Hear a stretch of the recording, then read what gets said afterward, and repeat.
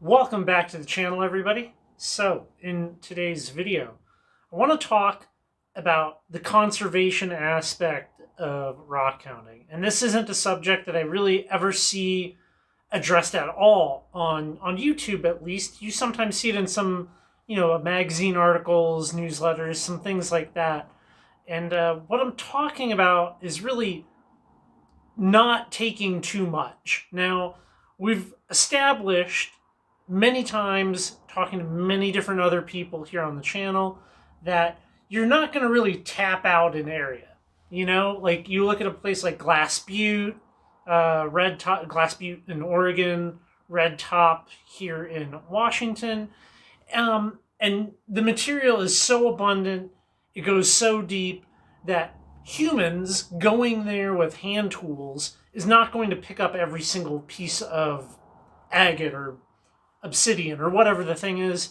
Now, creeks, rivers, streams, beach agates, that of course is dependent on being replenished through the seasonal change of, high water and that. So that's a little different. I'm not talking about that. I'm talking about the other stuff. And, I know there's always going to be exceptions, but for the most part, when something is when there is a deposit located, there's usually a lot of it. So, having that kind of established, I want to talk a little bit about my old rock club. Now, the average age of my old rock club was pretty up there. Upper 80s, and members would pass away, and either they would leave their rock collection to the club to deal with, or the widow would get a hold of the club and be like, can you deal with this? And it would be, imagine for a second, somebody has their backyard has 75-gallon buckets of rock, and then there's piles of rock out there, and then a full garage and a full basement and a full house of display cases. And at what point was that too much, is what I'm getting at. A lot of it was usually of a couple of different types, generally. So the way I kind of have been looking at it, it's a little like, it's cool to find a rock that you like, but let's say, is my life much better having 5 gallons of a 5-gallon bucket of this? How about 10 5-gallon buckets? 30? Where's the line? So, for me personally, I'm looking at my rocks and being like, well, if I can't cut it, polish it, display it in a reasonable amount of time, maybe I shouldn't even pick it up. And I think being mindful of the future people that are going to come is something that should be in the back of your mind, Do you need 30 gallons of agates? For me, the answer is no. I don't need 30 gallons of agate.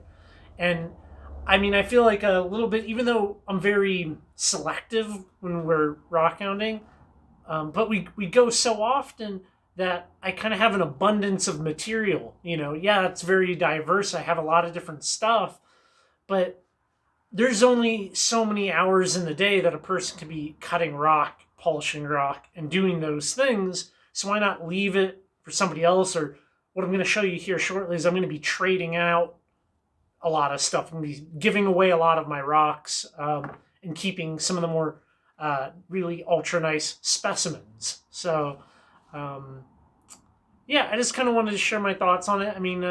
I think people have a tendency to have a back the truck up mentality and get all the rocks, but do you need all of the rocks?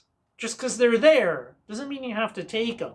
So I would encourage people throughout this winter, most of us, I think, are having less than desirable weather.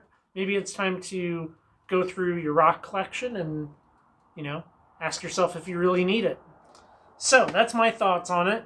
Thanks for hearing me out. Now, let's look at the rocks that I'm going to get rid of. So this table right here is all rock that I'm going to trade away. And probably by the time when you see this, all of this rock will be, well, it's going to be gone. Right there, I have a pile of agatized, opalized, petrified wood from Saddle Mountain. This is all seam agate from Graveyard Point. This is obsidian from Glass Butte. That right there is from the Hollywood Ranch in Southern Oregon. And then back here, this is all moss agate from Utah. Well, I think maybe let's look at some of this. Now, so let me back it up real quick. This is about half of each type of material. So I have about an equal size of pile down there in my bins. So, but let me just show you some of this stuff. It's some of it's pretty good, you know, like look at this piece of opalized wood here. You can kind of really see how that would be like the outside of a tree. It's pretty awesome. But in general, I mean, I'm not going to get to this, so why not let somebody else have at it, you know?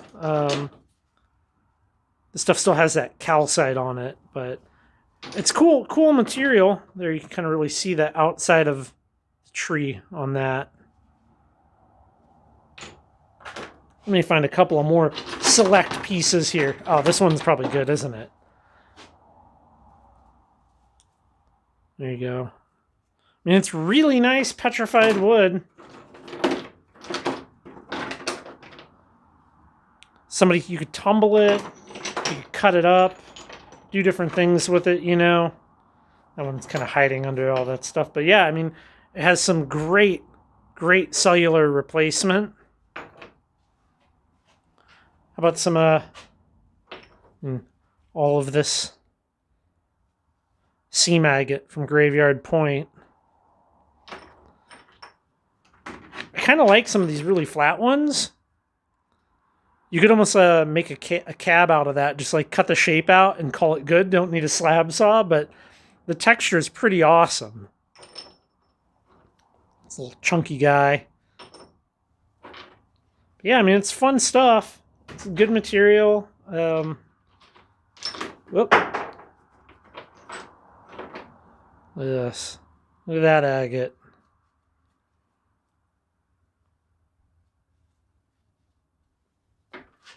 This stuff is from Hollywood Ranch, which is a pay dig, actually. But some of this is really good. You know, the stuff from Hollywood Ranch really looks like wood. I mean, more so than most places. I mean, that's definitely wood, and that's got that little quartz crystal vein going. There you go. You can see the rings in that. Some of these are too, like, that's so nice.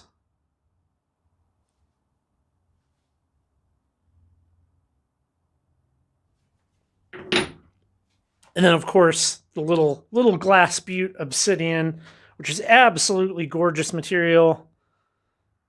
I mean, you could definitely do something fun with that.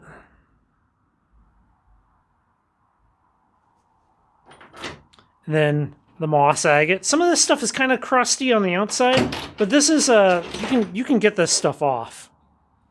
I mean, you kind of see those dendritic blooms in there.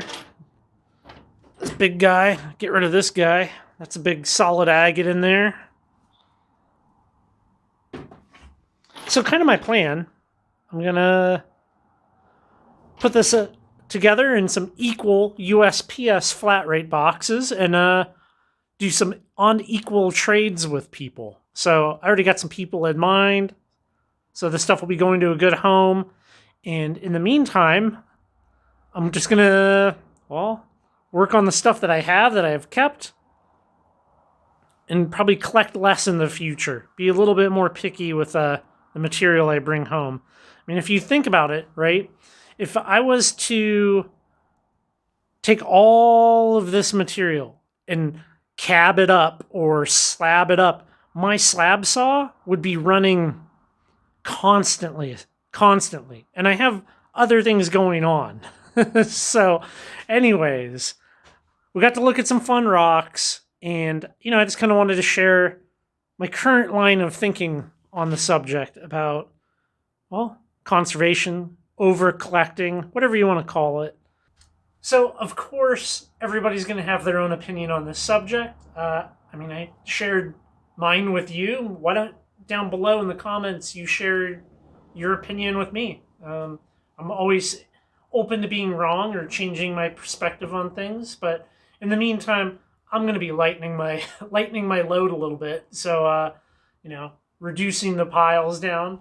But hey, thank you so much for stopping by the channel, watching all the way to the end. Please hit the thumbs up button and the subscribe button if you're new here. Hitting the thumbs up button goes a long way for letting the YouTube algorithm know that you like this content, and it'll help serve the content up to other people. So until next time, hey, have a good Christmas, everybody.